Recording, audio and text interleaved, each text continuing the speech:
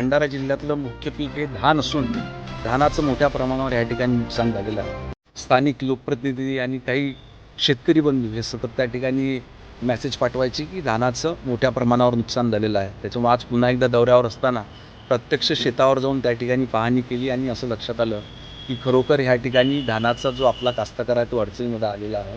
प्रशासनाला सूचना देण्यात आलेल्या आहे की तातडीनं सर्वे पंचनामे करून प्रशासनानं सुरुवात देखील केलेली आहे पंचनामे करण्याकरिता.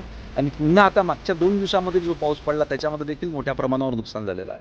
तर प्रशासनाच्या मार्फत तातडीनं हे पंचनामे करून घेणे आणि सरकारतर्फे सादर करणे व सरकारची जास्तीत जास्त मदत आपल्या शेतकऱ्यांना कशी देता येईल याचा प्रयत्न आम्ही त्या ठिकाणी करावा.